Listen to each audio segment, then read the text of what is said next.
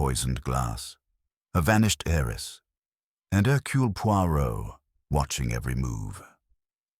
Welcome to Shadow Files. I am your host, Cale. Tell me, where in the world are you watching from? Your comments mean everything. Now let's begin. The drawing room of Ashcombe Manor glittered with chandeliers and laughter. Outside, the autumn air pressed damply against the windows, but within, the great house pulsed with warmth and money. Lady Agatha Cavendish, mistress of the estate and widowed matriarch of a formidable fortune, had gathered a select circle of guests for what she called a celebration of futures. At the center of it all stood Evelyn Cavendish, her niece and the sole heiress. Evelyn was a striking young woman of 23. Dark hair, sharp eyes, and a self-possession that unsettled those who might otherwise dismiss her as merely pretty.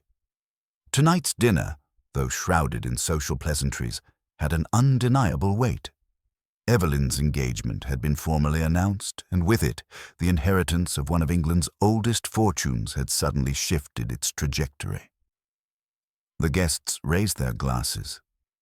A toast, proposed by Evelyn's fiancé, the dashing but faintly theatrical Henry Redmayne, rang out.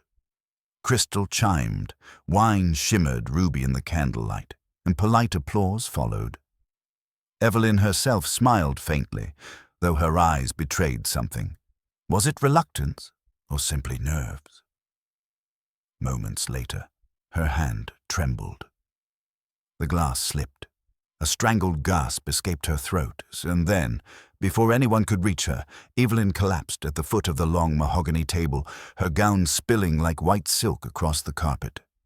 The echo of her fall silenced the room more effectively than any command. Lady Agatha's shriek split the air. Guests surged to their feet in confusion. A physician, conveniently among the company, knelt at Evelyn's side. But one glance at her still form, lips tinged with a peculiar bluish shade, told him, and everyone, that the young heiress would not rise again. The glass lay shattered beside her, its contents seeping darkly into the fibers of the rug. A poisoned chalice, it seemed, had carried death into the heart of celebration. Whispers filled the room. Suicide? No, impossible. Then someone poisoned her drink. And so, within the velvet walls of Ashcombe Manor, amidst wealth, ambition, and envy, death had taken its seat at the table. For a heartbeat, the room seemed to hold its breath with her. Then the spell snapped into 100 startled motions. Chairs scraped, hands flew to mouths. Crystal rang where someone set a glass down too sharply. Dr. Lionel March, spare and sober, was already kneeling, the hems of his dinner coat darkening where the wine bled into the carpet. He felt for a pulse, pressed gently at the jaw, looked into eyes in which the light had gone out as completely as a snuffed candle. "I am sorry," he said, low, not to any one person, and yet to them all. "She is beyond my help." Lady Agatha's hands, slim and hard as bone, gripped the back of her chair. One could hear the frictions of her rings against the carved wood. "Frobisher," she said, and the name travelled cleanly in the stunned air. The doors. The butler, tall and grave with that peculiar talent for noiseless action that old houses cultivate, moved at once. "No one leaves," Lady Agatha added, and this time there was iron in the voice. "Dr. March, the telephone. Ring up Inspector Holloway at the village. Say there has been a death at Ashcombe and he is required immediately. You will say no more on the line." Henry Redmayne lurched forward as if he had suddenly remembered that he was the devoted fiancé. "Evelyn, Evie," he made to lift her, but March rose and stepped between. "Do not touch her, Mr. Redmayne," he said gently but with professional finality. "It will serve nothing now." Henry's hands hung an inch from the silk as if he had found a pane of glass between them. He swallowed, his throat working. She only sipped," he stammered. "She hardly drank at all." The words stumbled out with an odd insistence, as though they had been chosen in advance. "Mr. Frobisher," murmured Lady Agatha, not looking at Henry, "see that the decanters are removed to the sideboard and covered. No one is to take so much as a finger bowl without my permission." The butler inclined his head. As he moved, the housekeeper, Mrs. Bligh, short and square and full of practical compassion, slid to Evelyn's side with a linen napkin. She spread it over the poor still face in a deft motion that had more reverence than drama. In doing so, she did not quite conceal the faint bluish tinge about the lips that several people had already seen and would, later, remember with a shiver. The room began to separate into little islands of shock. Miss Beatrice Hale, Lady Agatha's companion, steadied the older woman's elbow. The family solicitor, Mr. Andrew Felton, polished his spectacles mechanically, though they were immaculate.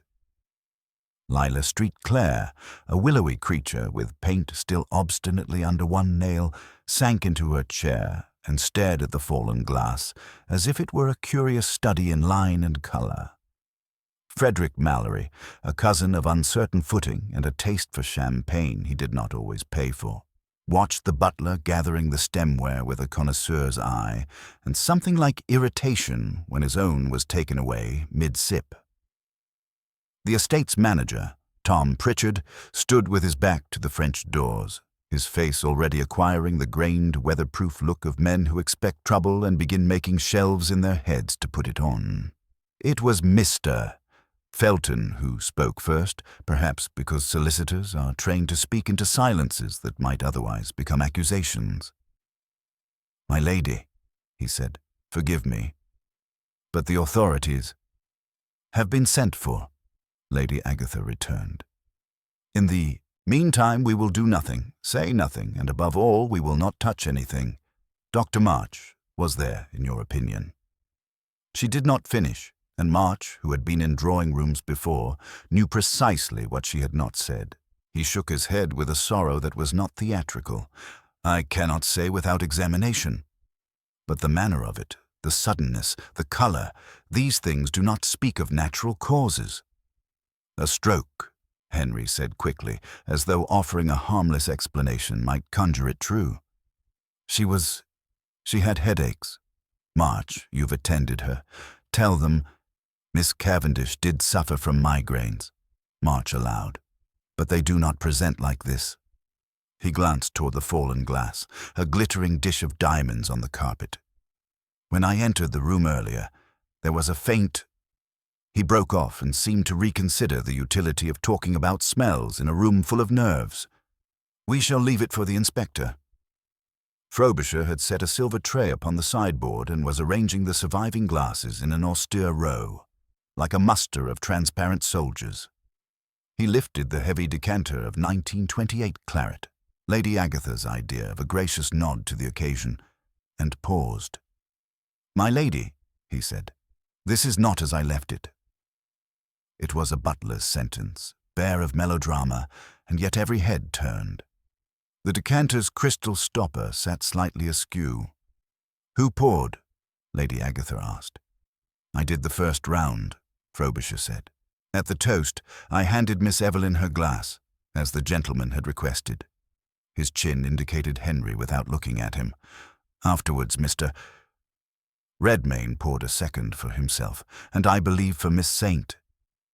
Clare. No other hand touched the decanters under my eye. Lila spoke up, quick. "No, thank you, I refused. I had enough." She gave a brittle laugh that fooled no one. "Miss Cavendish hardly drank at all," Henry repeated, almost desperately. "She held it to be polite, that's all. She was light-headed with happiness." "She was pale," murmured Beatrice, in the tone of a woman who has spent months noticing the small things other people miss. "She told me this afternoon she had not slept." The maid, Clara Finch, had hovered unnoticed near the door, as maids do, becoming furniture until suddenly they're people again. Now she made a small sound, a swallowed breath that became a word. "Miss said she would prefer water," Clara offered, eyes down. Before dinner, Miss said she'd have water with a toast to save her head. But then, Mr. Redmayne. Here Clara faltered as Henry's gaze found her. Then he laughed and said one sip would not kill a kitten. The sentence hung a fraction longer than any of them liked. Henry stared. Colour rose under his tan. That is an abominable... I said no such thing in such a manner. I was light, anyone would be. It was a celebration. Clara, Lady Agatha said, not unkindly. Go to the library, my dear, and wait there. Frobisher will bring you tea. The maid bobbed and vanished, grateful to be made invisible again, but the word she had put into the room stayed, and where it had touched, it smarted. Dr. March returned from the telephone in the little anteroom. Inspector Holloway is on his way, he reported. The road is passable despite the rain. He asks that the room be kept as it is and that the company refrain from discussing the event among themselves. At this last, a small ripple of almost humour ran through them, for it was precisely the admonition least likely to be obeyed. Lady Agatha, however, approved. "We shall all remain here," she said. "Mr. Felton, you will sit with me. Mr. Mallory, you will sit where I can see you. Mr. Redmayne, you will compose yourself. Lila, for heaven's sake, stop staring at the carpet as if you mean to paint it." They obeyed, because she had been obeyed for 40 years, and even shock could not entirely blunt habit. Frobisher drew the curtains half-closed against the growing wind. The room contracted by an inch, became more intimate, more suspicious. Somewhere in the distance a door shut with a wood-on-wood sound that carried an unreasonable finality. It is remarkable how quickly position rearranges itself in a crisis. Before the fall of that glass, Henry had been the star of the evening. Now his charm looked like the gloss on a thing that might be cheap underneath. He dabbed at his forehead with a monogrammed handkerchief and discovered that it did not help. Sweat has an awkward way of not caring about linen. Freddie Mallory, who had been faintly ridiculous with his anecdotes about the Ascot enclosure, sat straighter, as if re-evaluating a table where the stakes had abruptly risen. Felton, who knew more than anyone about the Cavendish money and its labyrinthine paths, had the look of a man silently reciting clauses. Pritchard's hands were still, but his eyes moved from face to face with a farmer's patience, weighing, storing, reserving judgment. It was Felton, again, who could not help being the man he was. "There is," he began, then hesitated, which was unusual for him. "There is a practical consideration which the inspector will ask about, and which I cannot ignore. If Miss Cavendish, if the worst has occurred, then until the marriage settlements were signed, the arrangements we drafted this afternoon..." He stopped, seeing the look on Lady Agatha's face. "Do not," she said softly, "turn my drawing-room into a committee." Yet something in her eyes signaled that she, too, could not quite help calculating. Death in a great house is never only tragedy, it is also arithmetic. "Forgive me," Felton said, chastened. But the thought was in the room now with the rest, adding its particular chill. Everyone knew approximately how things stood. Evelyn, unmarried, had been the sole heiress. If she died before marriage, the Cavendish Trust, closely steered by Lady Agatha, would control the estate until it passed to the next of kin, according to terms only Felton knew entire. Certain cousins stood to gain or lose markedly. A husband, had one existed in law, would have had a voice. The difference between a signed settlement tomorrow and an unsigned one tonight was not merely sentimental. Evelyn could not, Henry began again, then seemed to realize there was no sentence that could end that would not rearrange someone else's facade. He sat, abruptly and gracelessly. Lila's gaze shifted at last from the glass to Henry's hands. "Your cuff," she said, almost dreamily. "There's a drop on it. Red." He looked down with surprise. And indeed there was a small jewel of wine at the edge of the white linen, a decorative cruelty. He brushed at it as though affronted by its presumption. "If we are to audit every stain," he said, attempting flippancy and finding only thinness, "we shall be here until Christmas." Beatrice, always practical, went to the mantel and adjusted the clock that had stopped, not from shock but from a tendency to inaccuracy. She glanced at its face. 10 minutes past 9 when, she said, and then her voice faltered. She had not meant to memorialize the moment with a notation. "Thank you," Lady Agatha said, meaning it. A clear time would matter later, and not merely to policemen. The wind found a loose sash and worried at it. Somewhere in the garden a branch scratched the window in a slow, repetitive gesture. The house listened to itself. In that listening space, Tom Pritchard spoke. "Miss Evelyn walked the South Meadow with me this morning," he said. "She asked about the tenants' leases. She meant to lower the rents on 3 cottages. She said—" He paused, perhaps surprised by the intimacy of repeating a dead woman's words. "She said she wanted to be liked because she had been, for a long time, merely inherited." It wasn't the remark of someone planning to. He, too, left the sentence's ugly ending in the air. "That will do, Mr. Pritchard," Lady Agatha said, though not unkindly. She had not sat down. She seemed unwilling to cede any inch of vertical ground to the evening. Opposite her, Freddie Mallory shifted.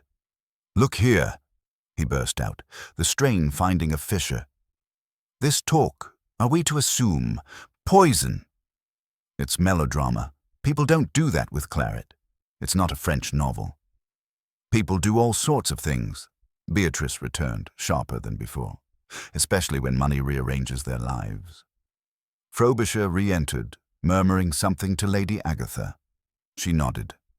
"Inspector Holloway's in the drive," she announced, and a second later one could hear the deliberate tread of men who are paid to walk into other people's calamities.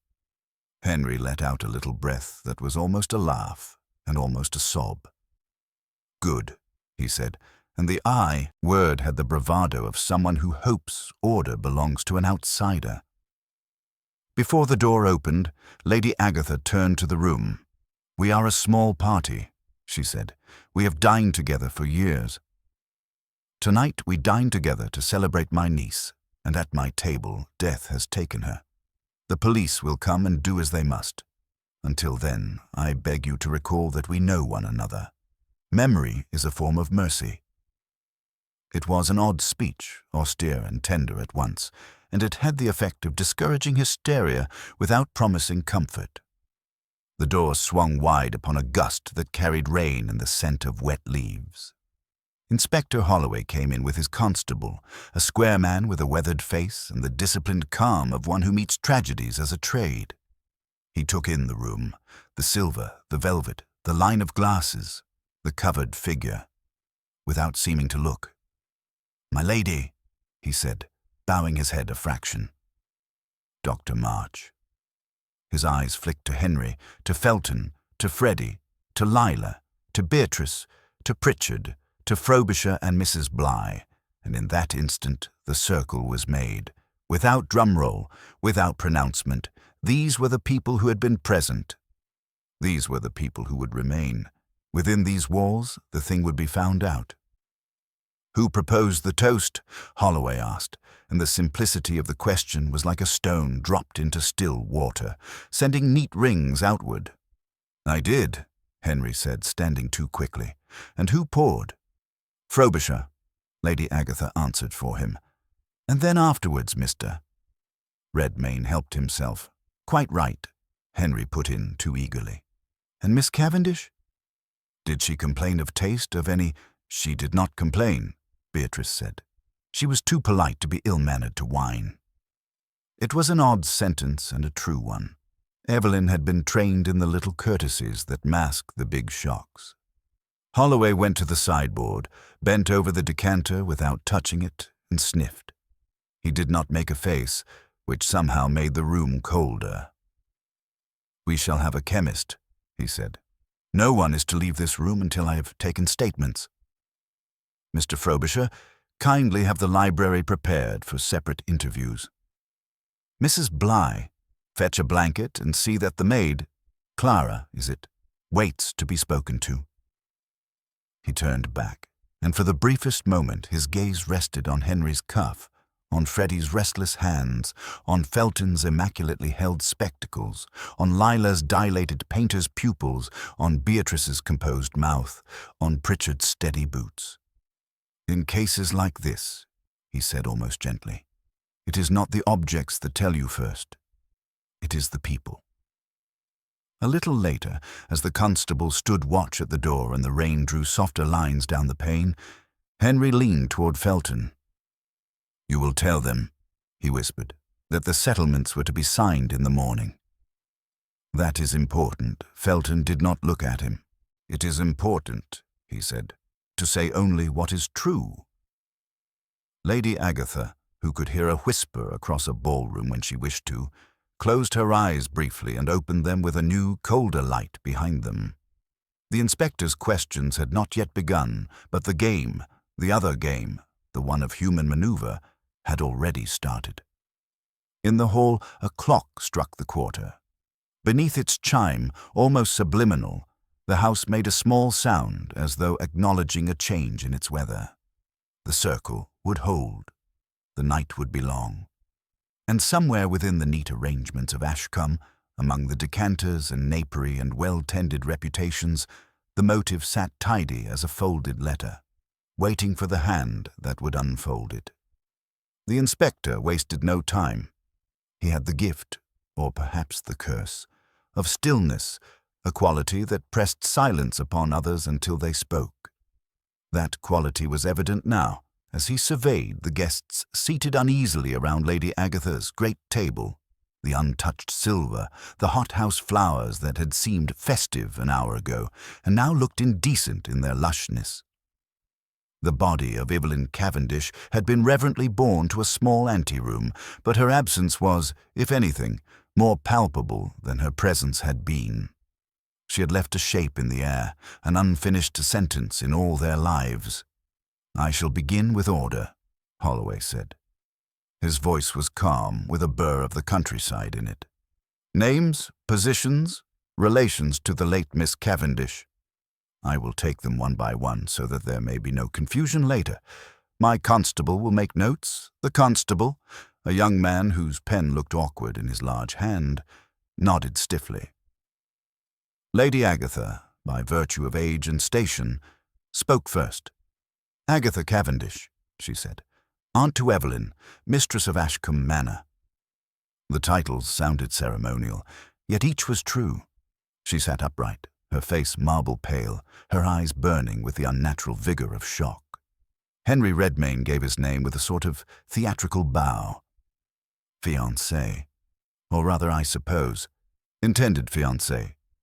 His voice broke, but the break seemed as much cultivated as natural. Beatrice Hale introduced herself next. Companion to Lady Agatha, long-standing resident of this house. She said it with dignity, as though warding off the insinuation that a companion is only a servant in finer clothes. Andrew Felton polished his glasses yet again, although no dust could survive such attention. "Solicitor, I manage the Cavendish affairs." His tone was brisk, the clipped speech of one who measures words against their legal implications. Lila Street Clare lifted her chin delicately, her voice low and musical. "A friend of Evelyn's from London." I paint as though her vocation must be defended. Freddie Mallory, sprawling in his chair though his eyes betrayed strain, declared himself cousin, of sorts. Mother's side, though not first cousin. He added, rather foolishly, "Often at the Manor Holloway gave no acknowledgement. Tom Pritchard, steady and laconic, spoke last. I managed the estate farms." He folded his hands afterwards, patient as oak. The inspector listened, nodded, and said only, "Very good." But he looked at Henry longer than at the rest, and Henry's foot began tapping the carpet in little impatient jerks. Now began the first round of questions, each answer laying down a stone in the path of suspicion. Holloway asked about the toast, about the pouring of the wine, about Evelyn's manner. He drew no conclusions, nor did he encourage them. He was simply a collector of fragments. Each guest gave their version of the moment, and small contradictions began to ripple. Lila swore Evelyn hardly raised the glass to her lips, while Beatrice maintained she saw her swallow enough to taste it. Freddie insisted he could not see clearly for the flowers in the centerpiece. Henry repeated, with almost mechanical desperation, that Evelyn had been too happy to notice what she drank. Lady Agatha intervened once. "Do not badger my guests, Inspector." "They are shaken enough." "Madam," Holloway said courteously, "when a death occurs suddenly and unnaturally, every small detail matters. Shaken or not, your guests must be clear." His politeness had an edge that brooked no argument, and Agatha subsided with lips pressed thin. In the midst of this questioning, a motor car was heard outside, its engine laboring up the wet drive. A moment later there came a knock. Neither servant nor villager would knock so confidently. Frobisher opened the door and admitted a small, compact figure in a perfectly pressed suit, his moustaches neat and precise, his eyes quick and observant. Hercule Poirot had arrived. If Inspector Holloway's stillness commanded silence, Poirot's presence transformed it. The air altered when he entered. He was both unexpected and inevitable, as if the house had always been waiting for him. He bowed with punctilious grace to Lady Agatha. "Madame, you will forgive me. I was this evening a guest in the neighboring house of Sir Roderick when I heard, the rumor of a tragedy here. I came at once, because where the rumor is dark, the truth is often darker. May I?" He gestured delicately toward the circle. Lady Agatha's eyes softened. She had met Poirot once, years before, and she knew his reputation had spread far beyond Belgium. "Monsieur Poirot," she said, "you honor us. Inspector, you will find him formidable." Holloway inclined his head. He had heard the name, of course. Policemen did. "If you wish to observe, sir," he said, "you may. But I shall conduct the inquiry." Poirot smiled, not yielding but not contending. "Mais naturellement, you are the authority. I am but a guest who has eyes and ears in the little grey cells, eh?" Sometimes they amuse themselves. The suspects shifted uneasily, sensing in Poirot a sharper blade than Holloway's. "Steady hammer." Henry tried to smile, failed, and muttered something about outsiders interfering. Poirot's gaze fell upon him with courteous intensity. "Monsieur Redmayne," he said gently, "sometimes the outsider sees what those within the circle cannot." "He is not dazzled by the nearness of the flame," Henry subsided, flushing. Poirot seated himself with delicate exactness, his gloves placed neatly upon the chair arm. He said nothing more, but his silence was not passive. One could feel him noting, weighing, observing. The drop of wine on Henry's cuff, the way Beatrice kept one hand over her other wrist as though concealing a tremor, the too still posture of Lila as she stared at nothing, the nervous flex of Freddie's jaw when money was mentioned, the faint mud stain at the hem of Pritchard's trousers. Nothing escaped those dark, tidy eyes. Inspector Holloway resumed, now with a silent partner at his shoulder. He turned to Felton.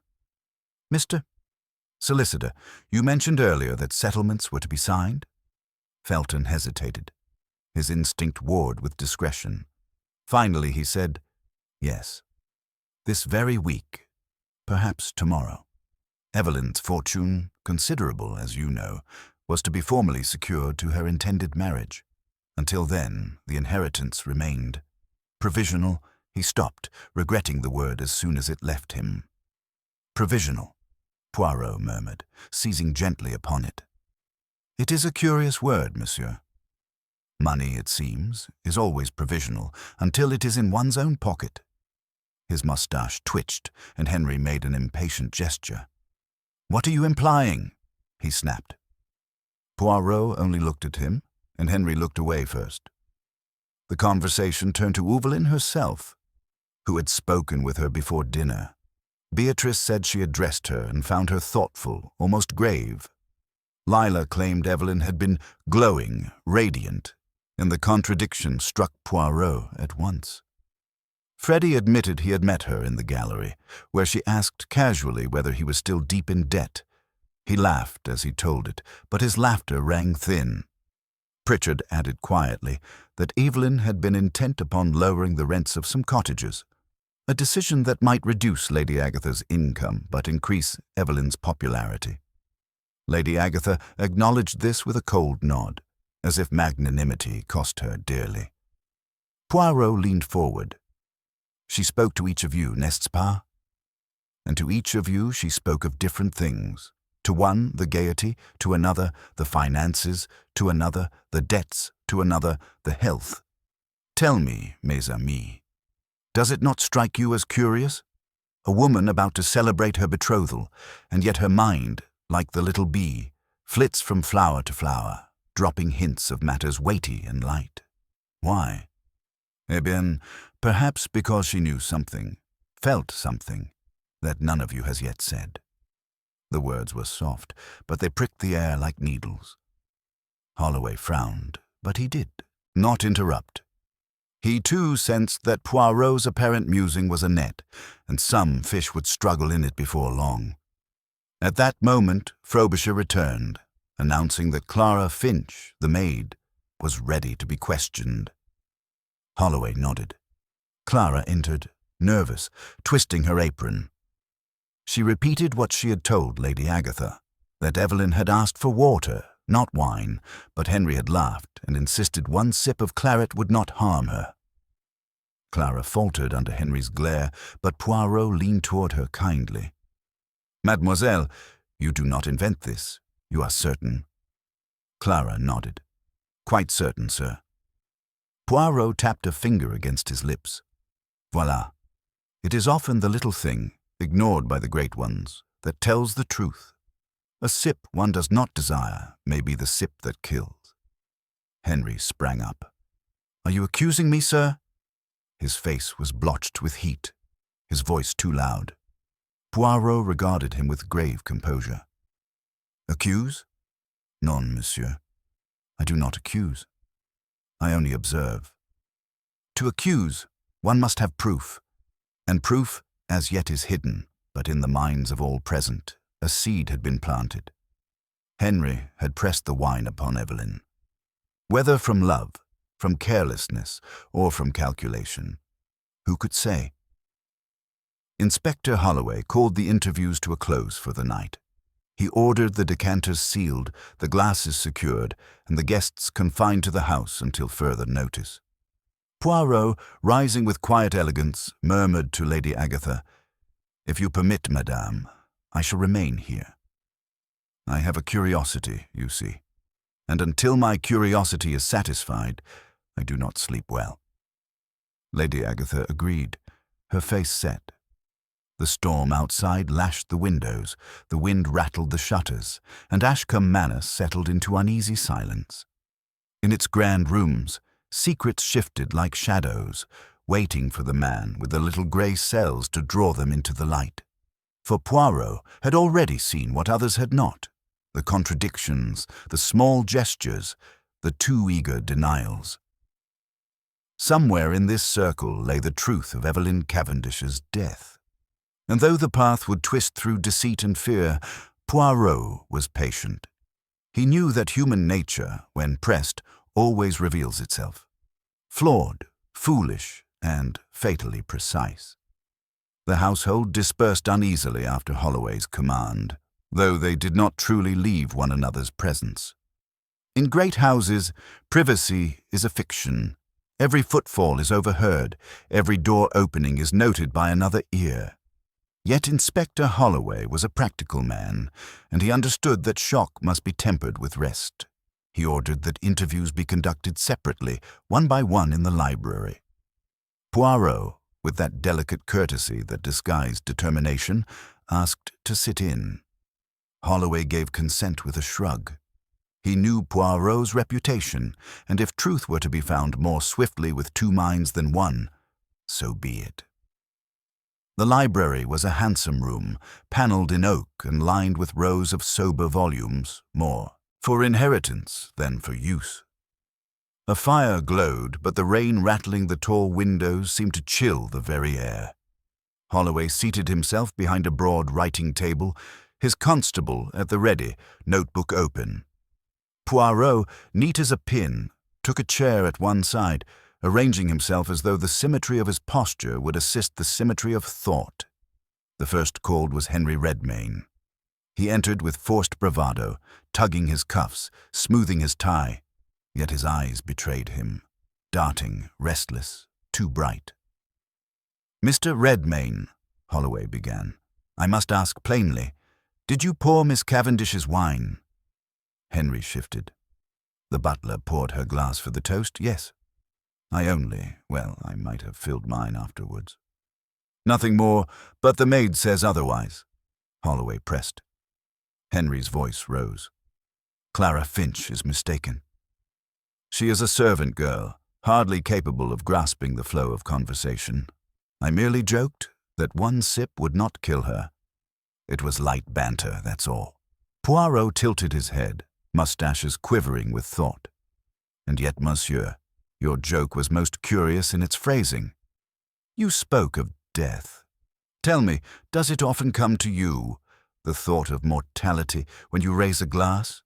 Henry flushed. It was only words. "Surely you do not put weight on a trifle." "Words," Poirot said softly, "are never trifles." "They are the mirror of the mind," Holloway cut in, keeping the interview on practical ground. "Did Miss Cavendish seem herself? Any complaint of taste or smell?" "No," Henry said quickly. "She smiled, raised the glass. That was all." Poirot noted the quickness, the eagerness to close the door. He said nothing further, but when Henry had gone, Poirot murmured, "Voilà, a man too eager to explain, and explanations are like the weeds. When they grow thick, they choke the truth." The next was Beatrice Hale. She entered with calm dignity, folding her hands upon her lap. Her voice was steady, her eyes downcast. "Miss Hale," Holloway said, "you were close to Miss Cavendish." "I was her companion, yes. She confided in me more than in others. She was restless tonight, I thought, unslept, nervous. I suggested she drink only water, yet she drank the wine," Poirot interjected. Beatrice hesitated. She was persuaded by Mr. Redmayne. She did not wish to appear ungracious. "Tell me, mademoiselle," Poirot leaned forward gently, "did she confide any fears to you? Fears of marriage, of family, of inheritance?" Beatrice's lips pressed together. For a moment she seemed to weigh loyalty against honesty. "She said," she began at last, "that wealth is a burden as much as a blessing. That to marry Henry was to marry his debts, his companions, his— how did she put it? His carelessness." "Huh." Poirot's eyes gleamed. So there was doubt in her heart. "Perhaps," Beatrice said cautiously. But she was resolved to go forward.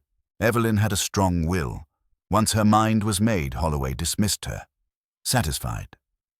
Poirot, however, watched her go with narrowed eyes. "There," he murmured, "is a woman who observes every heartbeat, every sigh. She knows more than she tells.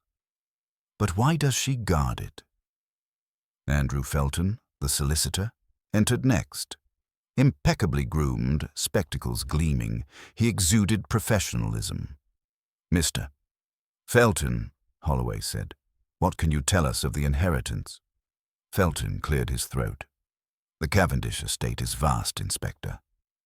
Upon Evelyn's majority, it passed largely into her control, though Lady Agatha maintained trusteeship of certain parts. The marriage settlement would have secured Mr. Redmayne's position. Without it, well, the matter becomes complex. In whose favor complex? Poirot asked gently. Felton's lips thinned. That depends. Cousins stand to gain. Lady Agatha retains certain powers. Mr. Redmayne is, of course, excluded unless the settlement was complete. The law is precise. Precise, yes, Poirot said. But is it just? Felton frowned. Justice is not the concern of contracts. They deal in clarity, Holloway asked. And Miss Cavendish, was she content with these arrangements? She was a dutiful heiress, Felton replied. Yet she expressed to me that she wished her fortune to be of use, not only in society, but here, on the estate. She spoke of lowering rents. I counselled caution. Generosity is laudable, but estates cannot run on sentiment. Poirot's moustaches twitched again. And so, monsieur, to you she confided financial idealism. To her companion, fears of marriage. To her fiancé, gaiety. To her cousin, perhaps debts. Do you see, Inspector? The Lady Evelyn was like a mirror, reflecting to each what they expected or feared. Felton was dismissed, and Lilas Street. Claire came in. She was pale, her slender hands restless. Miss St. Clair, Holloway said. You were Evelyn's friend. Yes, Lila said softly. We studied together. She was alive, Inspector. So very alive. Did she confide in you? She said she envied me, Lila whispered. My freedom, my art. She said she sometimes felt caged by duty, by money, by expectations. Poirot nodded. And you, mademoiselle, did you envy her? Her fortune, her place. Leela looked stricken. No. Perhaps sometimes, yes. Who would not? But Evelyn was kind. I would not, she broke off. Would not poison her? Poirot supplied gently. Lila flinched. I paint with colour, not with chemicals. That is all I will say. Freddie Mallory burst in next, loud and uneasy. He sprawled into the chair with forced nonchalance. Mr. Mallory, Holloway said dryly, your cousin's death is a serious matter. I know, Freddie muttered. Dashed shame. Evelyn was a fine girl, always sharp, always a bit superior, but decent enough. You were in debt, Poirot said. Freddie bristled. Who told you that? It's nothing, just a few bills. Evelyn teased me about it in the gallery. She had no right. He broke off, realizing too late the bitterness in his tone. I didn't mean, well, you know how it is. Poirot said softly, Yes, monsieur. One does not like to be reminded of one's weaknesses. But sometimes the reminder comes too close to the truth, n'est-ce pas? Freddie scowled, muttered denials, and left with less swagger than he entered. Tom Pritchard followed, steady as ever. He sat squarely, his voice plain.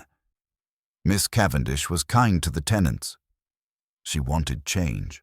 That might not please Lady Agatha, nor Mr. Felton, but she meant well. Did she confide anything to you this evening? Holloway asked. She said she wanted to be liked, Pritchard replied. That she wanted to be more than an heiress. That's all. Poirot studied him with interest. You, monsieur, she trusted with the heart of her ambition. To others, she spoke of fears, of duty, of debts.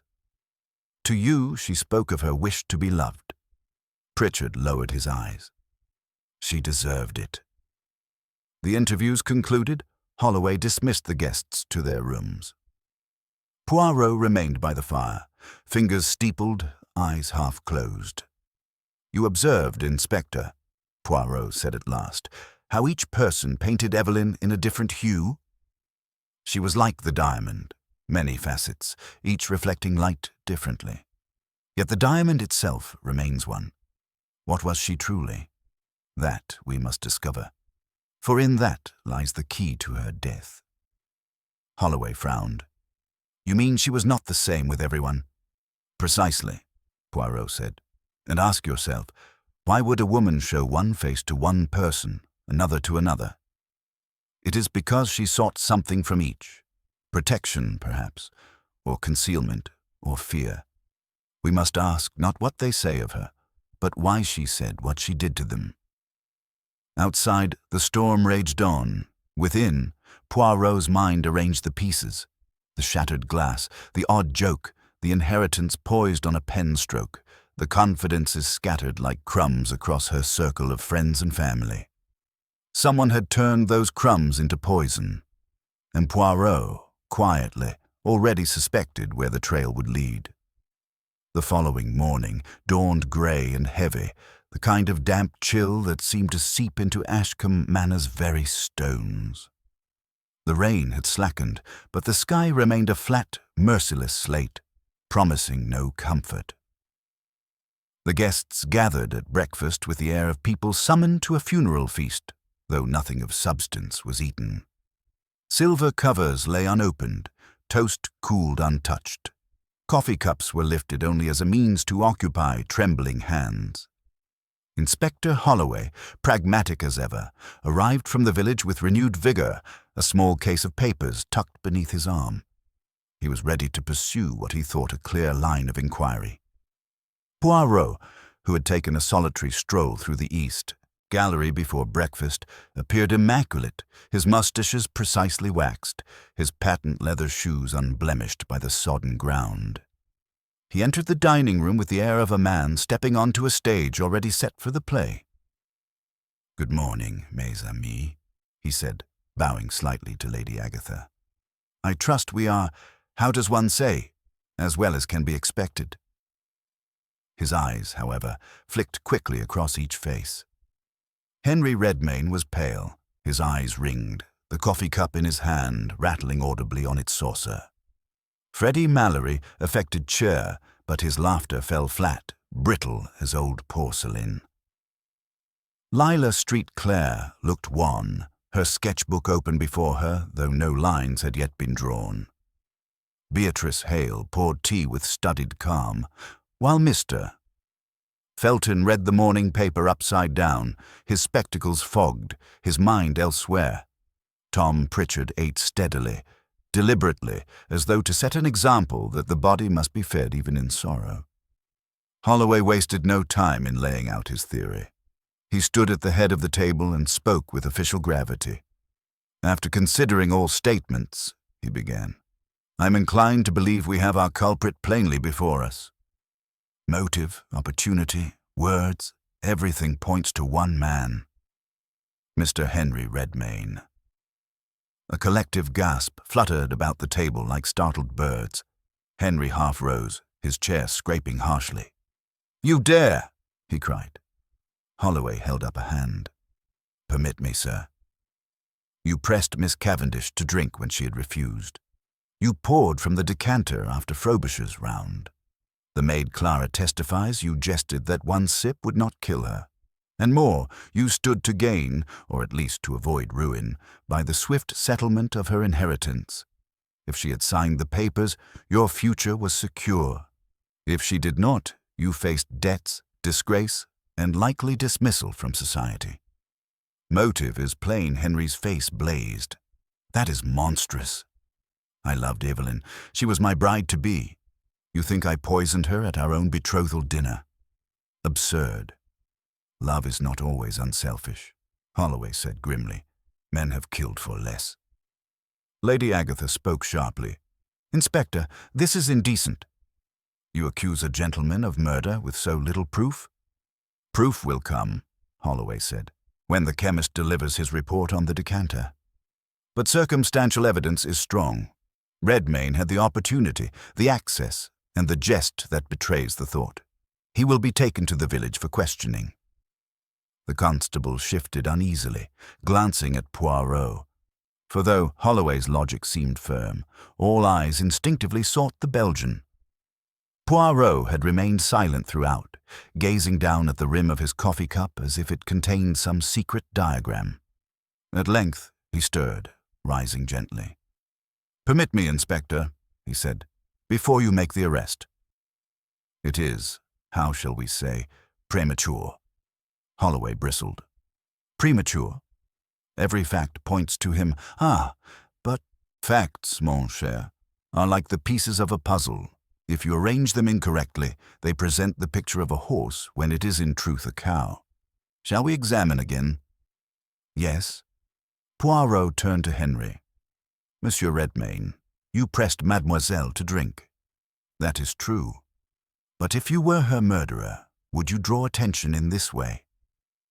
Non. The true poisoner, he is discreet. He does not urge. He waits. He does not jest of death. He smiles and speaks of health. To persuade one who resists is to risk that later all recall. Ah yes, he insisted. He joked. It is clumsy. And the murderer, he is not clumsy. Henry stared, speechless, gratitude and indignation warring across his features. Poirot continued, turning to the others. Consider also the glass. Evelyn drank but a sip, yet she died swiftly. This suggests a very strong poison, oui? One sip only, and death. Therefore, the poison was not in the decanter as a whole, for then others too must have tasted its bitterness. The butler poured for all at once, n'est-ce pas? Yet none but she was harmed. Voilà. It was in her glass alone, murmurs Rose. Holloway frowned. But the decanter may yield traces, perhaps, Poirot admitted. But note, if poison were added afterwards to her single glass, then the decanter may remain pure. Inspector, I beg of you, let us not leap. He turned to Frobisher, who had re-entered quietly. Tell me, mon vieux, you poured the glasses.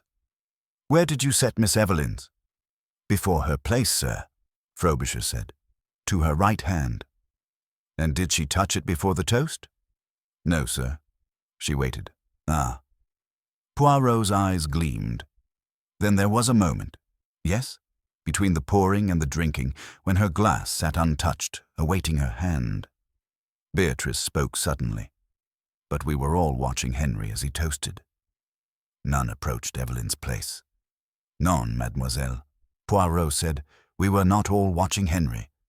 Each of you, perhaps, watched the person nearest, or the butler, or your own glass. Only in the general impression, we think all eyes are one. But a hand, swift, light, could pass near the glass. Holloway interjected. This is speculation. Who had cause to tamper with her drink in that moment?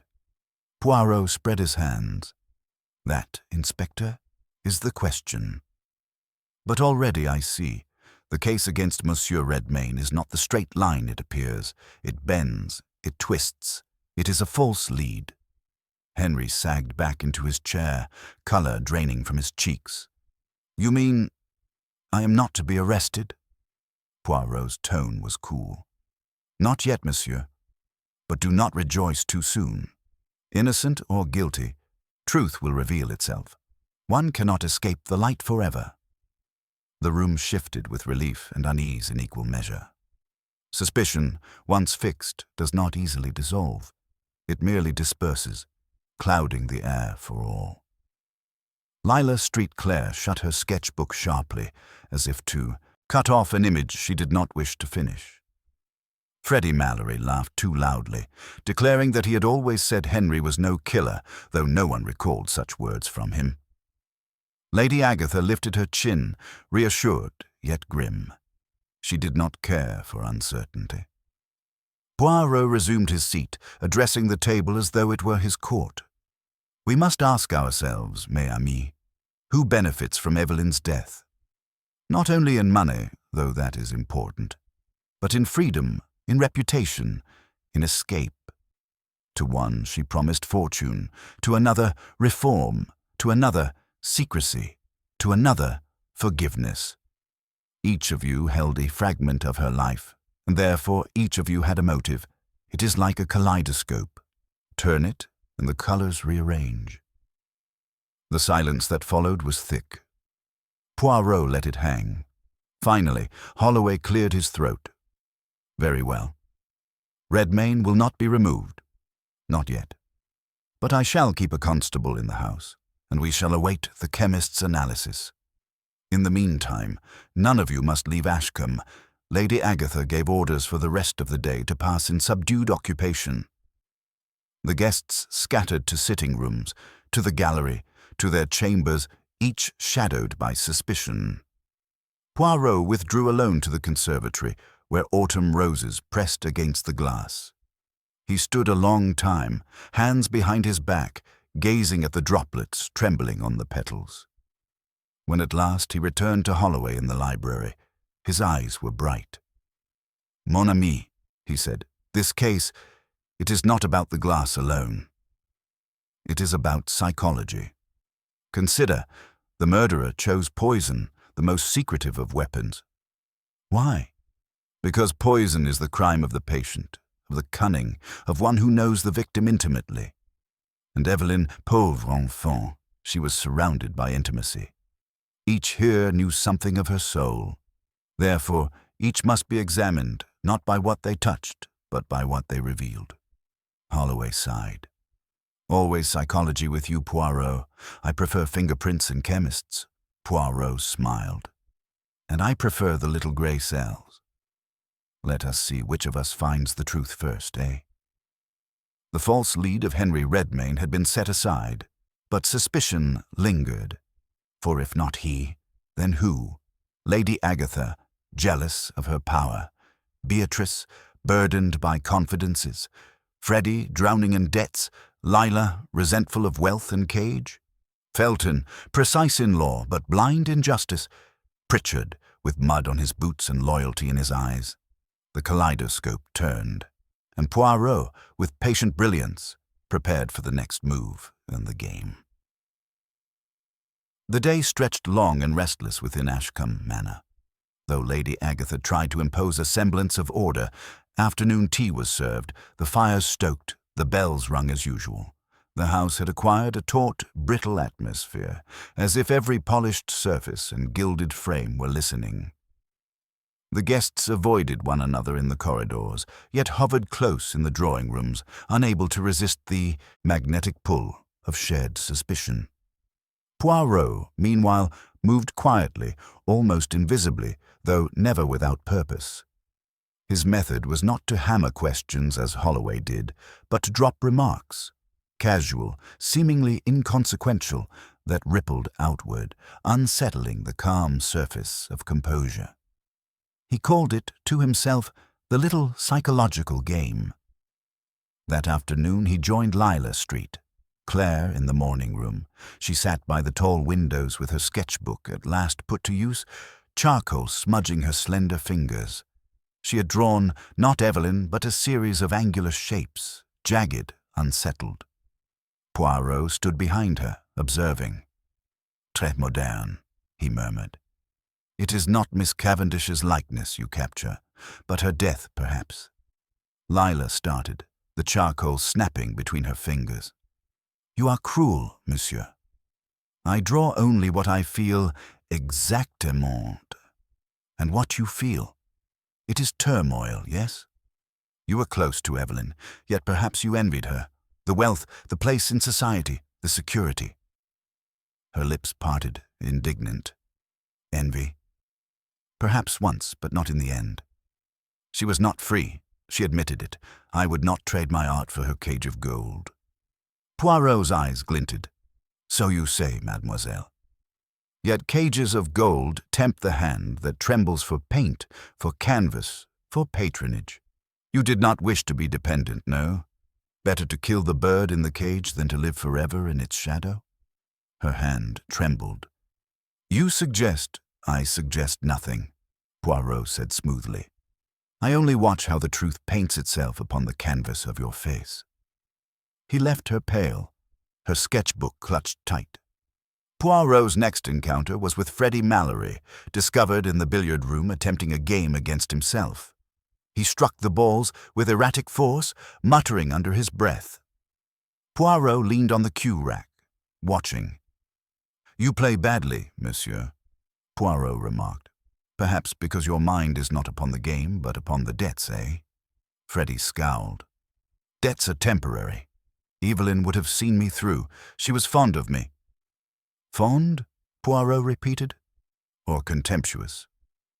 She teased you in the gallery about your unpaid bills, did she not? That stung, monsieur. A man does not like to be made ridiculous by a woman, especially one who holds the purse strings. Freddy's face reddened. I never meant her harm. Blast it, Poirot, I wouldn't. She was...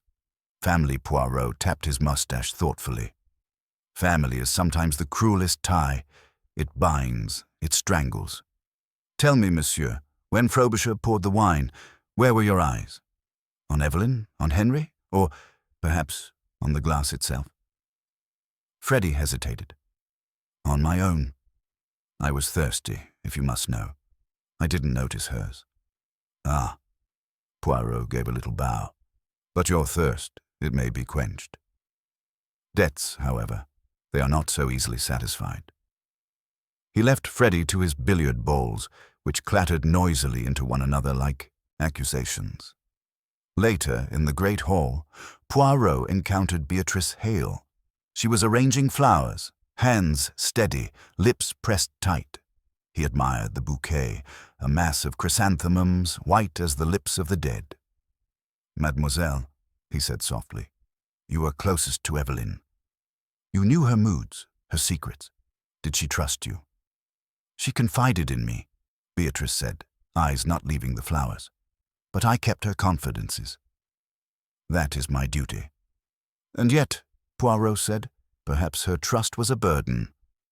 To know she doubted her fiancé, that she resented her aunt, that she pitied her cousin. It is heavy to hold all this. Might one not wish to end the burden? To close the mouth that speaks so much? Her fingers tightened on the stems until petals broke. You twist everything, monsieur. I loved her as a sister. Poirot's gaze softened. Ah, mademoiselle, sometimes it is the sisters who are most cruel. Cain and Abel, eh? I say only, love can be as sharp as hate. She did not reply, but the bouquet trembled in her hands. Poirot left her and wandered into the library, where Andrew Felton was poring over ledgers, even in grief. Numbers soothed him as ritual calms the priest. Poirot seated himself opposite. You are precise, monsieur, Poirot said. To you, everything must be accounted for, and yet death? It disarranges the accounts, Felton sighed. Death alters contracts. It cannot be helped, non. But sometimes it can be hastened, yes?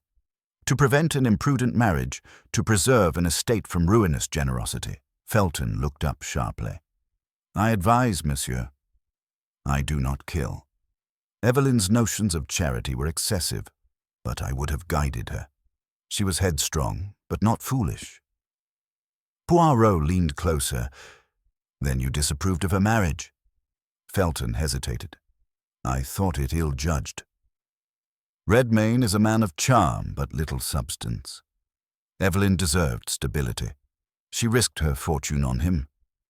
Yet her death secures the estate, does it not? Poirot said quietly. It remains in trust. Convenient, perhaps, for some, Felton bristled.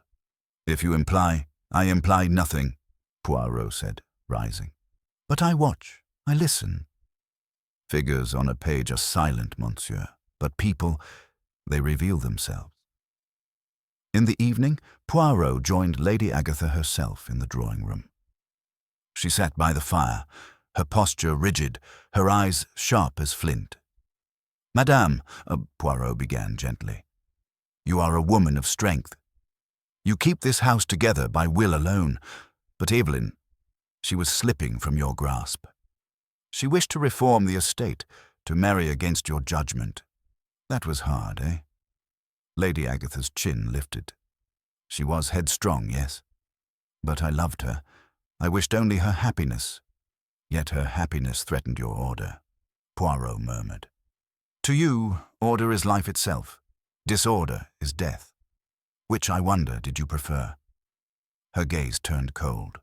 Monsieur Poirot, I am no murderess.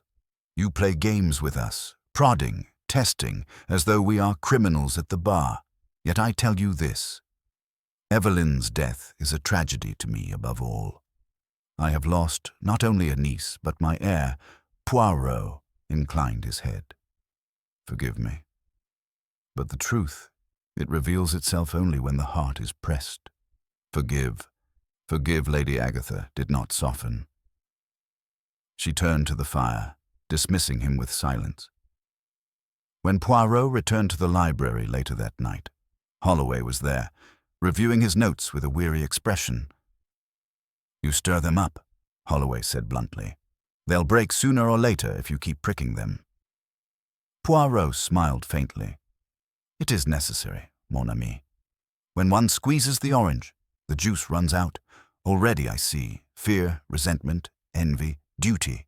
Each has motive, each has opportunity, but which has the temperament, the patience for poison?" Holloway shook his head. "You and your psychology."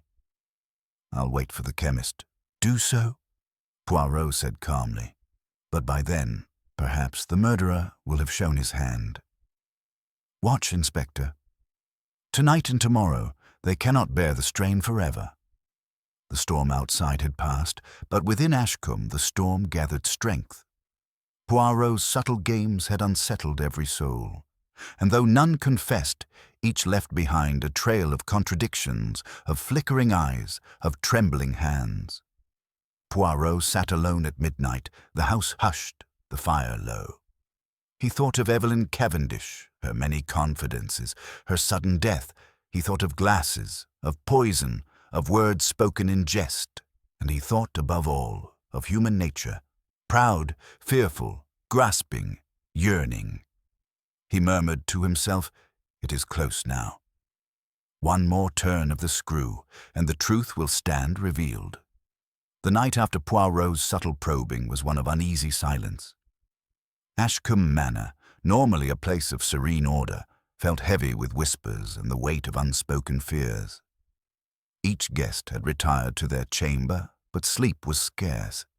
Footsteps echoed in corridors at odd hours, and the old house groaned as though it too carried secrets too burdensome to keep. Poirot, restless, remained in his room only briefly before descending once more to the library. There he arranged the chairs in symmetrical lines and adjusted the candlesticks on the mantel until balance was restored. Only then could he think clearly. Yet even in the stillness he sensed disquiet in the house, the sense that something more was to come. At 2 o'clock in the morning it came. A scream pierced the darkness, high, sharp, and unmistakably feminine. Doors slammed open, voices cried out. Poirot was on his feet at once, crossing the corridor with remarkable swiftness for so small a man. Holloway and his constable burst from their rooms as well, rushing toward the source of the sound. They found it at the far end of the east wing, the chamber of Beatrice Hale. The door was ajar, a lamp burning within. Beatrice stood pressed against the wall, her hand to her throat, eyes wide with terror.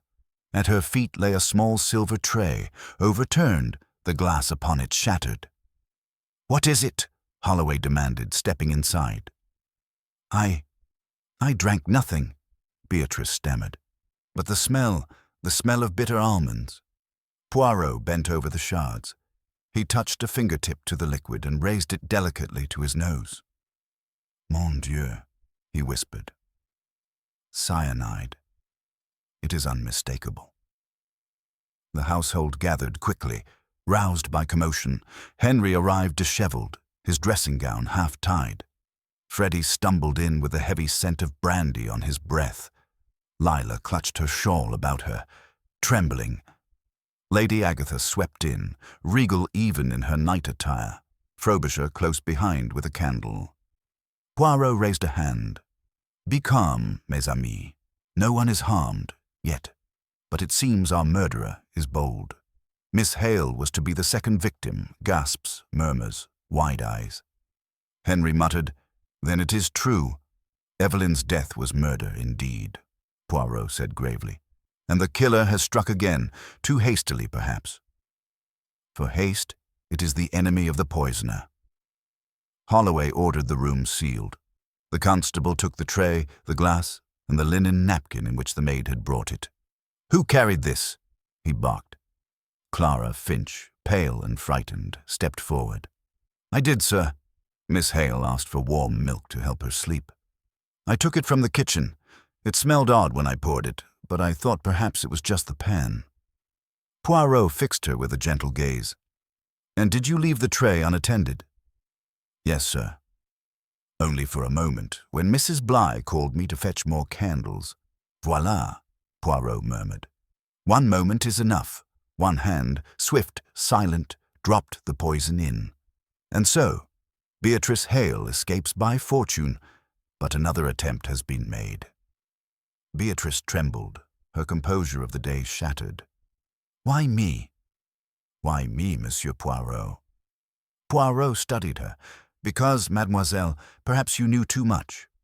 Or perhaps you suspected. Or perhaps you were simply the next obstacle in the murderer's path. Poison is for the intimate enemy, the one who shares your table, your confidences. Did Evelyn confide in you more than the others?" "Yes." "Then perhaps the murderer fears your tongue." Lady Agatha drew herself tall. "This is intolerable. To think a killer moves freely in my house, striking down my niece, attempting now my companion. It is monstrous." "On the contrary," Poirot said softly, "it is human. Very human.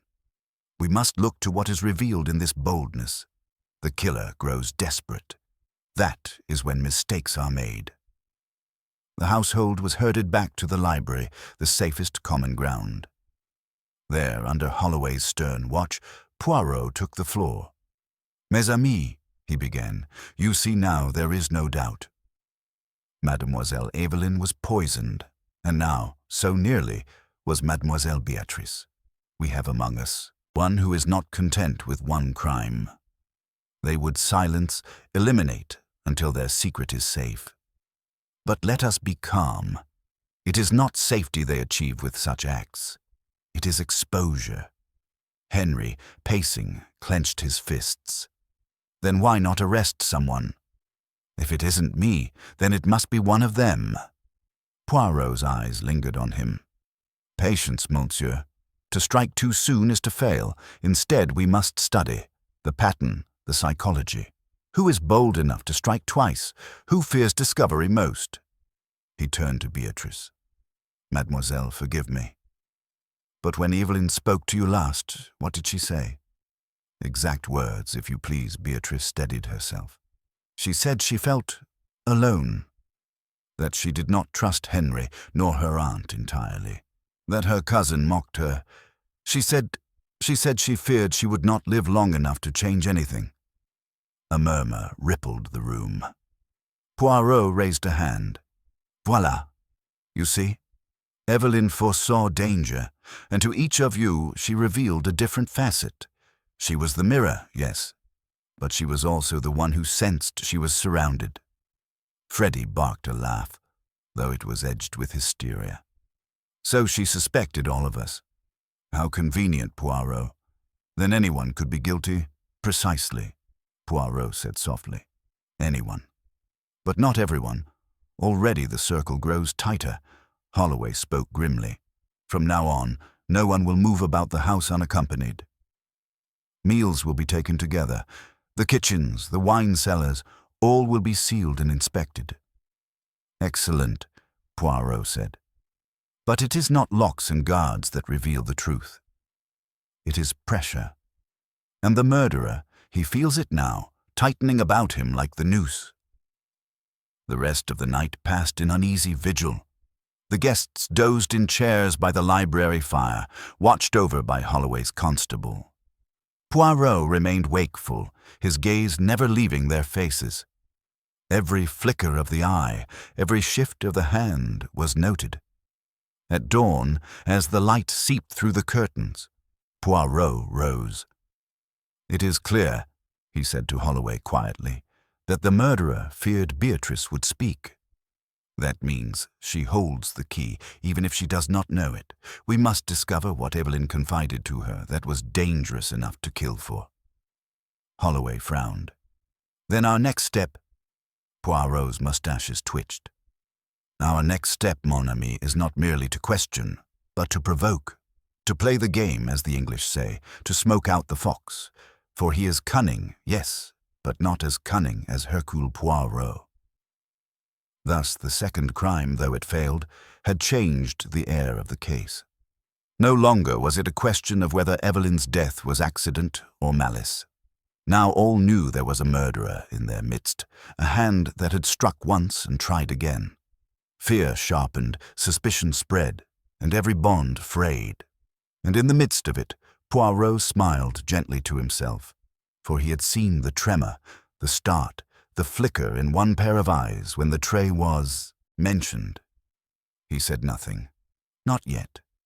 The time for revelation was not come, but the little grey cells were busy, and the truth was drawing closer with every desperate act of the guilty. The household awoke the next morning in a fog of weariness and dread. Sleep had been little more than a rumour. Some had dozed in chairs by the fire, others had tossed restlessly in their chambers, their minds crowded with shadows.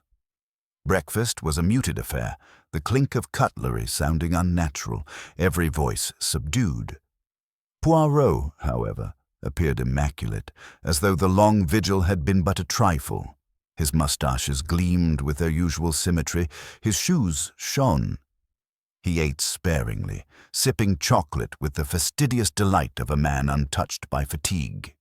To the casual eye, he was merely composed, yet within, the little grey cells were at work, knitting together the fragments that others dismissed. Inspector Holloway sat heavily at the end of the table, his eyes red from wakefulness. "The chemist's report has come," he said abruptly. "The claret in the decanter, pure. No trace of poison. But Miss Cavendish's glass, what remained of it, contains cyanide. Strong enough to kill with a single sip, the announcement fell like a stone into the silence. Lady Agatha's lips tightened. Then the crime is as Monsieur Poirot suggested. It was not in the wine itself, but placed deliberately in her glass. "Just so," Poirot said softly. "And the attempt upon Mademoiselle Hale proves the hand is not finished." Henry spoke hotly. "Then the culprit was close enough to Evelyn's glass during the toast. Which of us sat beside her? Which of us leaned near?" "Patience, monsieur," Poirot said mildly. "We must not leap too quickly. The truth, it is delicate. It must be coaxed." After breakfast, Poirot wandered through the house alone, his eyes on details that others never noticed. He paused in the gallery before a portrait of an ancestor, stern, watchful, hand resting upon a book. He adjusted the frame by a fraction. "Order," he murmured. "Always order."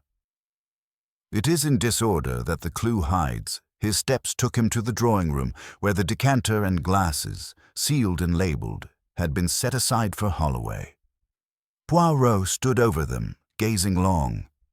He imagined the scene, the pouring, the laughter, the toast, Evelyn's hand lifting the glass. He saw again the shiver of her fingers, the fall, the shattered crystal. Then his gaze sharpened. A faint streak of lipstick lingered upon the rim of another glass. Not Evelyn's, for she had worn none. Poirot bent closer.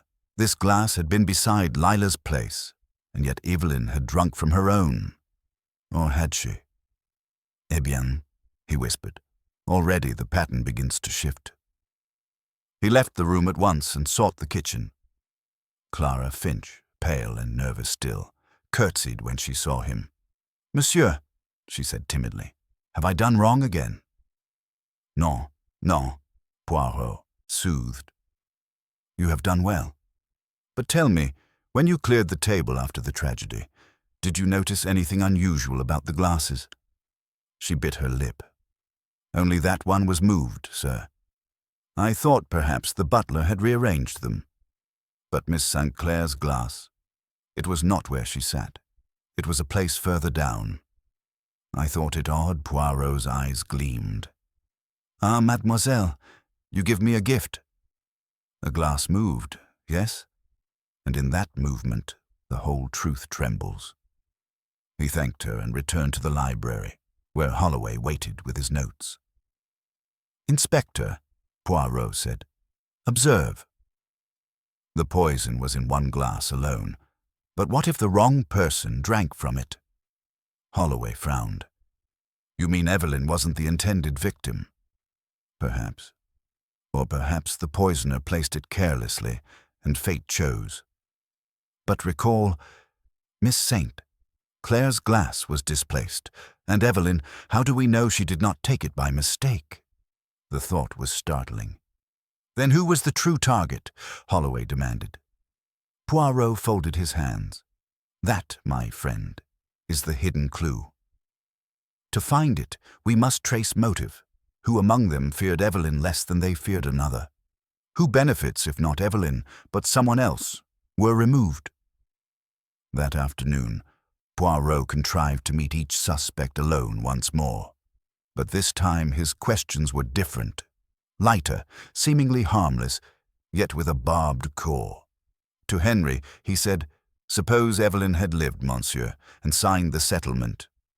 You would be secure, yes? But suppose she had died after marriage, her fortune yours by right. Which future did you hope for more?" Henry flushed, stammered, and avoided the question. Poirot smiled gently, filing the reaction away. To Freddy, he murmured, "Debts, they crush a man. But suppose Evelyn had been replaced by another heiress, someone less inclined to mock. Would that not suit you better?" Freddy swore loudly. He wished only Evelyn lived again, but his eyes betrayed a flicker of calculation. To Beatrice, Poirot asked, "You who knew her secrets, tell me, if she had not been here, would you not be free of burdens too heavy to bear? To be the keeper of silence is a cruel duty." Beatrice looked stricken, whispering, "I never wished her harm. But yes, sometimes I thought her confessions would drown me." To Lila, he said, "Mademoiselle, Evelyn envied your freedom. But perhaps you envied her cage of gold. What if the cage were empty and the gold unguarded?" Lila trembled, denied it, yet her sketchbook revealed dark, chaotic strokes, anger and longing in equal measure.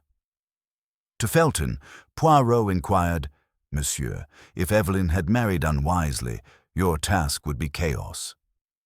But without her, order remains, neat, precise. For a man of law is not order preferable?"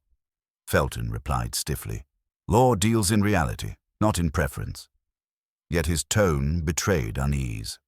To Lady Agatha, at last, Poirot said, "You wished for control, madame. Evelyn was slipping beyond your hand. But tell me, did you ever fear another more than her? One who might destroy all you had preserved?" Lady Agatha's eyes flickered, just for an instant, toward Beatrice Hale. Then she caught herself and spoke coldly, "I fear no one, Monsieur Poirot." That flicker, Poirot noted, was another thread in his tapestry. As night fell, Poirot sat alone once more. He arranged the facts in his mind. Evelyn's glass alone was poisoned. Another glass had been displaced, perhaps exchanged. Beatrice nearly shared Evelyn's fate the following night. Every suspect had motive, but not all had temperament. Poison was the weapon of patience, secrecy, and calculation. He thought of Evelyn's final words, reported by Beatrice. "I fear I shall not live long enough to change anything." Why had she said that? Not despair, fear. She had sensed danger, and she had confided in Beatrice. Poirot tapped his temple. Voila, the murderer feared Evelyn's confidences most. That is why Beatrice was targeted. Not for who she was, but for what she knew. At that moment, Frobisher entered with a message. Inspector Holloway requested Poirot's presence. Poirot rose at once, his mind alive with certainty. For the hidden clue had revealed itself. The displaced glass. The wrong person had drunk, or nearly drunk. The true target was not Evelyn alone. And in that revelation lay the unraveling of the murderer's plan. Poirot's eyes gleamed. "At last," he whispered. "The threads begin to weave together. Soon we shall draw them tight. And so, in the candle-lit corridors of Ashcombe Manor, as fear thickened and suspicion grew, Poirot carried within him the quiet seed of truth, the hidden clue overlooked by all others, a clue that would, in time, expose the murderer with dazzling clarity. The following evening, as dusk sank across the lawns of Ashcombe Manor and the house glowed with lamplight, Poirot requested that all members of the household and guests assemble in the library. Lady Agatha, though stiff with disapproval of theatricality, consented. By now she, too, longed for resolution. Inspector Holloway agreed, though he made plain that Poirot must not turn this into a parlour trick. Poirot only inclined his head, the faintest smile beneath his moustache. The library had been rearranged to Poirot's precise instructions. Chairs were drawn into a semicircle facing the hearth. A small table stood before the fire, cleared of all but two objects: Evelyn's wine-glass, cracked and dulled, and the silver tray from Beatrice's near-fatal night, both sealed in evidence bags. Poirot stood before them, immaculate as always, his eyes travelling from face to face with the assurance of a man who had already solved the puzzle, yet chose his moment to reveal it. "Mesdames, Messieurs," he began, his voice quiet but commanding, "we are gathered, as in a theatre, for the final act, but let us not mistake this for entertainment. A young woman lies dead, another narrowly escaped death, and one amongst us, yes, one here in this room, believed that by cunning they could conceal the truth. They believed they had woven a web so fine that no eye could see its threads. But alas, for them, there is Hercule Poirot." A ripple of unease passed through the group. Henry fidgeted with his tie. Freddie shifted in his chair, forcing a laugh that convinced no one. Beatrice's hands were folded tightly, knuckles white. Lila gazed fixedly at her lap. Felton's jaw was clenched. Lady Agatha sat still as carved ivory. Poirot paced a little, hands clasped behind his back. "Let us begin with what we know. Evelyn Cavendish raised her glass at the toast, took but a sip, and fell dead. The chemist proves the decanter was pure. Therefore the poison was placed in one glass only, and that glass was Evelyn's. This is what we thought, n'est-ce pas? But it was not so simple." He turned suddenly, eyes flashing. "Mademoiselle Lila's glass, I found, bore the mark of lipstick, though she wore none, and Clara the maid, bless her honesty, told us that one glass had been moved after the toast. Ah, a tiny disorder in the grand order of the table. And where there is disorder, there is always significance." All eyes went to Lila. She looked startled, then defensive. I don't understand. I didn't move anything." "Perhaps not you," Poirot said gently. "But someone did. Consider, what if the poisoner intended another to drink? If the glasses were shifted, whether by accident or design, Evelyn may have taken the wrong one. Or perhaps, Mademoiselle Lila, it was you who were meant to die." Gasps. Layla blanched. "Me? But why would anyone—" Poirot raised a hand. "Patience. The truth lies not in the glass alone, but in motive. Let us examine." He pointed to Henry. "Monsieur Redmayne had the strongest appearance of guilt. He pressed Evelyn to drink when she refused. He jested foolishly of death, and he had debts that would be erased by her wealth. Yet, Inspector, he is too obvious. A murderer does not thrust the glass into the hand, saying, 'One sip will not kill.' Non. The true poisoner hides in shadows. Henry is vain, careless, but he is no master of poison." Henry exhaled sharply, relief flooding his face. Poirot turned to Freddie Mallory. "Our dear cousin, drowning in debts." Evelyn mocked him, yes. He had cause for resentment, but Freddie is reckless, impatient. Poison requires patience, planning, discretion. "Freddie, forgive me, you lack all three," Freddie blustered. "Well, I never." damned insult, though I suppose it's true enough." Nervous laughter fluttered through the room, then died at once. Poirot's gaze slid to Andrew Felton. Monsieur Felton, the solicitor. He would preserve the estate, prevent Evelyn's imprudence of charity, her unwise marriage. Her death secures order, yes. Yet Felton is bound by law, by duty. His mind is rigid, but not murderous. "No, monsieur, you are too bound by the rules." Felton stiffened, but did not deny it. Poirot faced Lady Agatha. "Madame la Tante, your love of order, your will of iron, your dominance over this house. Evelyn slipped beyond your control, yet your pride is such that you would not stoop to poison. You prefer open command, not secret crime. And so, though the suspicion is natural, you are not the hand." Lady Agatha's eyes glowed coldly, but she gave the faintest nod. Poirot's eyes fell on Leela. "And you, Mademoiselle Artist, Evelyn envied your freedom. You envied her wealth. Jealousies, envies, they make motive, yes? But again, the temperament is wrong. You are a creature of impulse, of passion, to slip cyanide into a glass with a steady hand. That is not for you." Lila looked both insulted and relieved. At last, Poirot stopped before Beatrice Hale. His tone softened. "Ah, Mademoiselle Hale. The companion, the confidant. Evelyn whispered all her fears to you, did she not? She told you of her doubts about Henry, her quarrels with Lady Agatha, her dreams for the tenants, her pity for Freddie. You carried them all, her secrets. Too many, perhaps." Beatrice's lips trembled. "I never betrayed her trust." "None, but you feared you might under pressure. Evelyn trusted you most, and perhaps she confided something dangerous, something that would reveal the murderer. And so you became the second target. But remember, when one seeks to silence, it is because there is knowledge.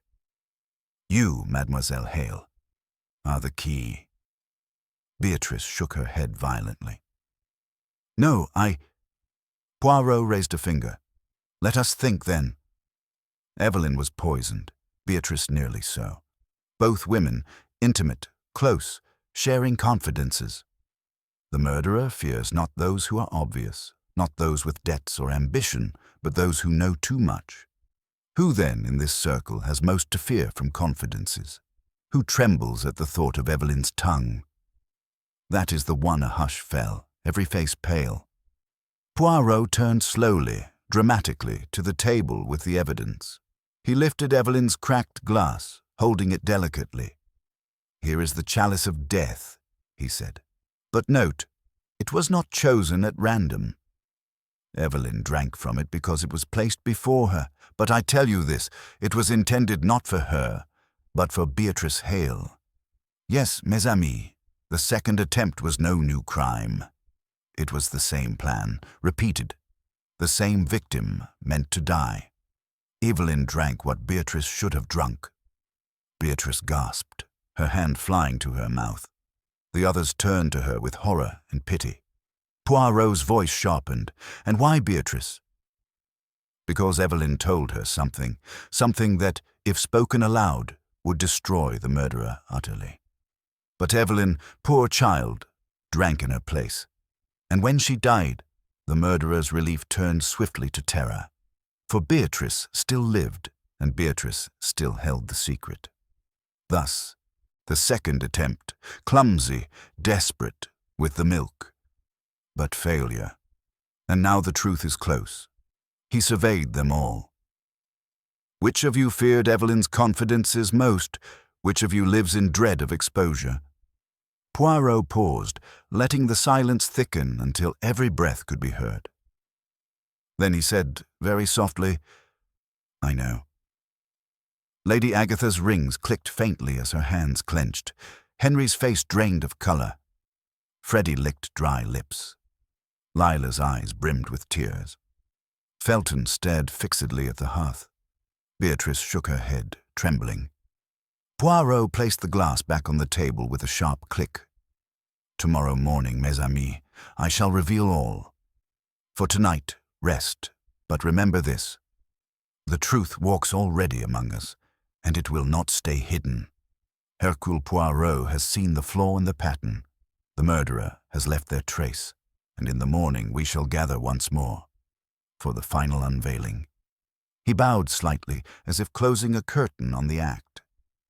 The library emptied slowly, each guest walking as though through heavy air, suspicion pressing upon them. Holloway muttered that Poirot loved his drama, but even he could not conceal his curiosity. Poirot remained alone a moment longer, his eyes upon the glass, his voice no more than a whisper. It is time." The chalice was poisoned, but not only with cyanide. It was poisoned with fear, and fear it always betrays. The next morning the air in Ashcombe Manor was so taut with expectation it might have snapped like a violin string. The household gathered once more in the library at Poirot's request. The lamps burned despite the daylight, casting sharp shadows upon the faces of the assembled circle. Inspector Holloway stood grimly by the fire, his constable at the door. At the centre, Poirot waited, calm as ever, his small frame radiating quiet authority. "Mes amis," he began, "last night I told you the truth was close. This morning we shall draw back the curtain. You are eager for justice, for certainty. Very well, let us follow the thread to its end." He turned toward the evidence table. Evelyn's cracked wine-glass gleamed faintly, the silver tray beside it. Poirot touched the glass reverently. Evelyn Cavendish died from cyanide placed not in the decanter, but in a single glass, and that glass, that is the key, for it was not hers, it was meant for another. Evelyn, poor child, lifted by chance, or by some small carelessness, the chalice prepared for Beatrice Hale, and so she died in her companion's place. Beatrice gave a cry, muffled in her handkerchief. Poirot's gaze softened on her, then sharpened as he swept the room. The question then, who wished to kill Beatrice Hale? Why her? Because Evelyn confided in her. She poured her secrets like wine, and Beatrice bore them silently. But one secret, one dangerous truth, was too heavy. The murderer feared Beatrice would reveal it. That is why she was marked for death, first at the eye dinner, then again with the poisoned milk.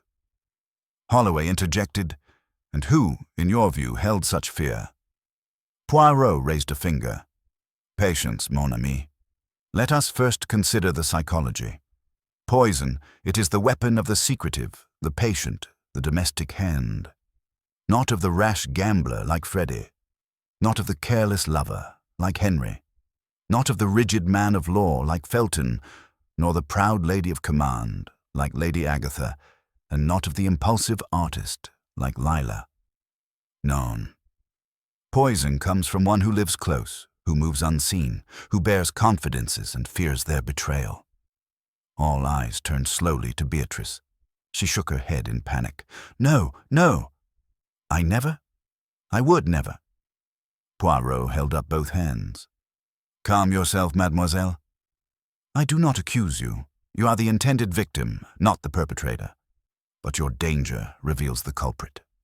He paused, mustaches twitching, eyes gleaming with triumph. "It is Lady Agatha." Gasps filled the room. Lady Agatha herself sat rigid, her rings glinting on clenched fingers. "Monsieur Poirot, how dare you?" Poirot cut her gently. "Permit me, madame. You loved order above all. Evelyn, she wished to change the estate, lower rents, scatter charity, marry against your counsel. You feared chaos, but more, you feared that she had confided in Beatrice something fatal to you, that you had mismanaged the estate's funds. Yes, Felton hinted it. Generosity is dangerous. But it was more than generosity. Evelyn discovered that you had diverted money quietly for years. She told Beatrice, who kept her silence. Yet you feared she would not keep it forever, and so you resolved to silence her. The room was stunned. Holloway's eyes narrowed. "Diverted funds," Felton spoke, pale and shaken. I suspected irregularities. I thought Lady Agatha merely stubborn, protective. I never dreamed, Poirot continued inexorably. At dinner, you placed the poison in Beatrice's glass, knowing all eyes were upon Henry making his toast. The hand of the hostess moves unnoticed. It pours, it tidies, it rearranges. Evelyn, by chance, took the glass instead, and when she died, you thought yourself safe. But then came terror. Beatrice still lived, and with her, the knowledge that could expose you. So you tried again, with the milk. This time you failed. Lady Agatha rose, trembling with fury, yet still dignified. These are lies, malicious inventions of a foreigner. Poirot bowed slightly. Mais non, they are the truth. Clara saw the glass moved. The lipstick mark proved it was not Evelyn's. And your glance last night, madame, when I asked who you feared, you looked, only for an instant, at Beatrice. That glance betrayed you. Fear, it always betrays. Beatrice sobbed softly. Lila clutched her shawl. Freddie muttered incoherently. Henry swore. Felton bowed his head. The constable stepped forward. Lady Agatha's composure wavered. For the first time, her proud mask cracked. I did it for the estate, she said hoarsely. Ashcombe must endure. Evelyn would have ruined everything, given away what generations preserved. I did it for order. For duty, Poirot's voice was very gentle. And yet, madame, in seeking order, you created the greatest disorder of all. Murder. You loved your house more than your child, and for that, you must answer to the law. Holloway gave the nod. The constable moved to Lady Agatha's side. She did not resist, only drew herself up one last time, regal even in disgrace. Remember this, she said coldly. Ashcombe will outlive me.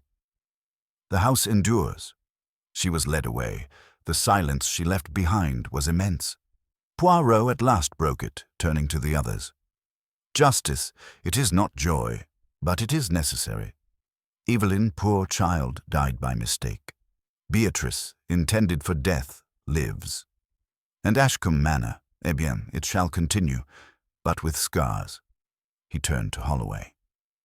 Inspector, I leave her in your capable hands. My part is done. As the household dispersed, shaken and subdued, Poirot lingered a moment by the cracked glass. He touched it lightly, almost tenderly. The poisoned chalice, he murmured. It was passed by chance, and in that chance, the truth revealed itself. So it is always with human nature, so fragile, so careless, and yet so exact. In the end, it is never the glass, never the poison, but the little grey cells that bring justice. He placed the glass back, adjusted it so it stood perfectly straight, and with a satisfied smile, left Ashcombe Manor behind. The mystery is resolved. Lady Agatha, driven by fear of exposure and obsession with control, poisoned the glass intended for Beatrice. Evelyn's accidental sip sealed her fate, but Poirot's meticulous reasoning brought justice. The threads are tied, and the story ends with Poirot's characteristic blend of logic, compassion, and quiet triumph.